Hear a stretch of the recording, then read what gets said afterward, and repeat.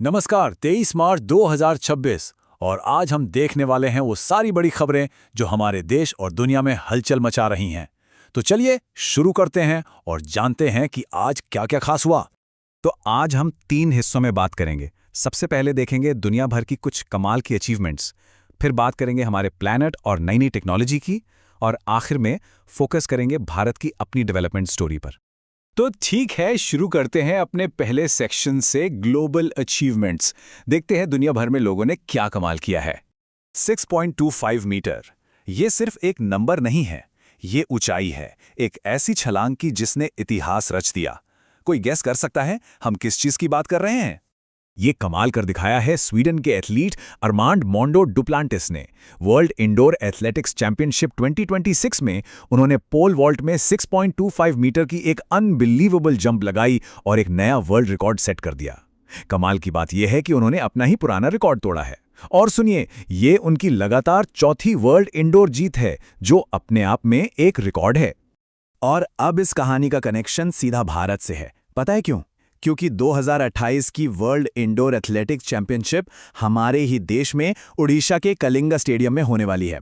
मतलब भारत अब चीन, जापान और कतर के बाद इसे होस्ट करने वाला चौथा एशियाई देश बन जाएगा। ये बहुत बड़ी बात है। अच्छा, अब स्पोर्ट्स से हटकर दिमागी कसरत की दुनिया में चलते हैं। मिलिए तुर्की की 10 साल की लीना साका से। इस छोटी सी जीनियस ने जो किया है वो सुनकर आप हैरान हो जाएंगे। इन्होंने इंटरनेशनल मैथ ओलंपियाड जीत लिया है, वो भी 153 देशों के कंपेटिटर्स को हराकर। और इनकी जीत की कहानी तो और भी ज्यादा इंप्रेसिव है। जरा सोचिए, 60 मिनट से भी कम टाइम में मैथ्स के 25 मुश्किल सवाल सॉल्व कर दिए, और स्कोर 100 में से 100, एक परफेक्ट स्कोर। सच में इतनी छोटी उम्र में ऐसा टैलेंट कमाल है। अब बात करते हैं क्रिएटिविटी की। एक इंडियन एनिमेटेड शॉर्ट फिल्म है चिम्मी। इसने न्यूयॉर्क शॉर्ट एनिमेशन फेस्टिवल 2026 में बेस्ट डायरेक्टर का अवार्ड जीता है। ये इंडियन एनिमेशन इंडस्ट्री के लिए तो बड़ी खबर है ही, लेकिन सबसे मजेदार बात पता है क्या है? इसके डायरेक्टर डॉक्टर पार्थ सारथी महंत असम पुलिस में एक डीजीपी हैं।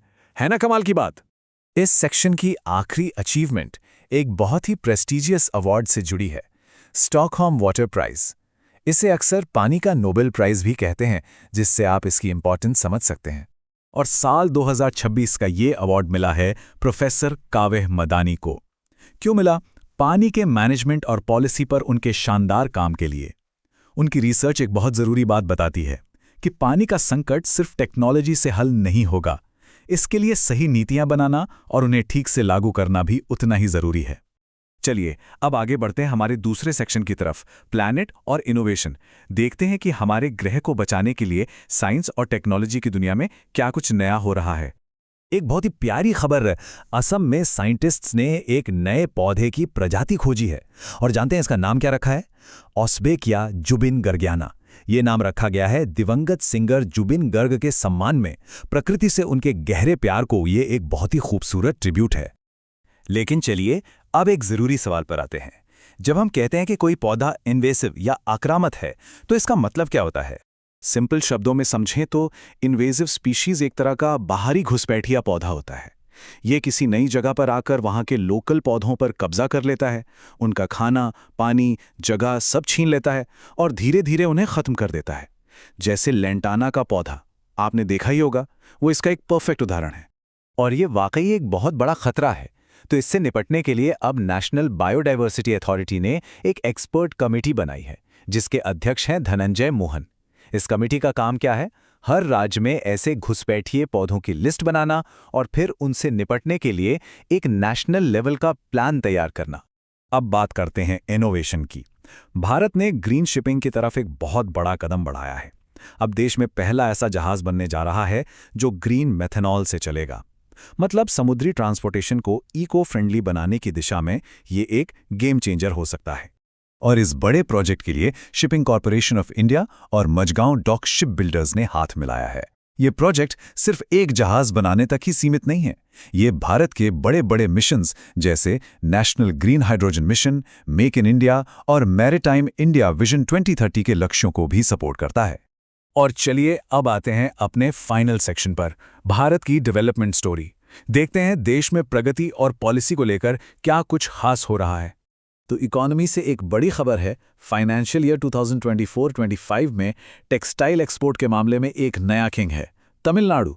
जी हाँ, तमिलनाडु ने गुजरात और महाराष्ट्र दोनों को पीछे छोड़ दिया है और अब भारत का नंबर 1 टेक्सटाइल एक्सपोर्टर बन गया है। एक्सपोर्ट का आंकड़ा है करीब $7.99 बिलियन।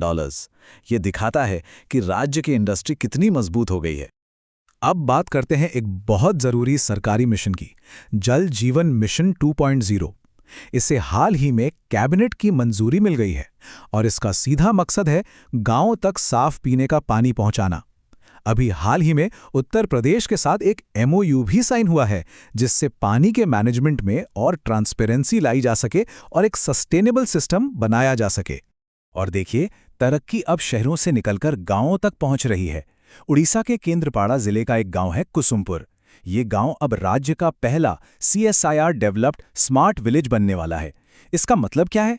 मतलब ये कि यहाँ सोलर एनर्जी, साफ पानी और खेती की एडवांस टेक्नोलॉजी का इस्तेमाल करके गांव की जिंदगी को बेहतर और आत्मनिर्भर बनाया जाएगा। अब एक बहुत बड़े नेशनल इवेंट की बात करते हैं, जनगणना यानी सेंसस। भारत की अगली जनगणना अब 2027 में होगी। ये देश की 16वीं और आज़ादी के बाद 8वीं जनगणना होगी। लेकिन सबसे खास बात यह है कि ये भारत की पहली पूरी तरह से डिजिटल जनगणना होगी और इसके ब्रांड एम्बेसडर बनाए गए हैं मशहूर सैंड आर्टिस्ट सुदर्शन पटनायक। और आखिर में एक खबर जश्न की। 22 मार्च को बिहार दिवस मनाया गया। ये 114वीं सालगिरह थे उस दिन की जब 1912 में बिहार बंगाल प्रेसिडेंसी से अलग होकर एक नया राज्य बना था। और इस साल की थीम भी बहुत अच्छी थी, उन्नत बिहार, उज्ज्वल बिहार, जो राज्य के एक ब्राइट फ्यूचर की तरफ इशारा करती है। तो एक वर्ल्ड रिकॉर्ड से लेकर एक डिजिटल सेंसस तक आज हमने कई कहानियां देखी हैं। हर कहानी अपने आप में एक मील का पत्थर है।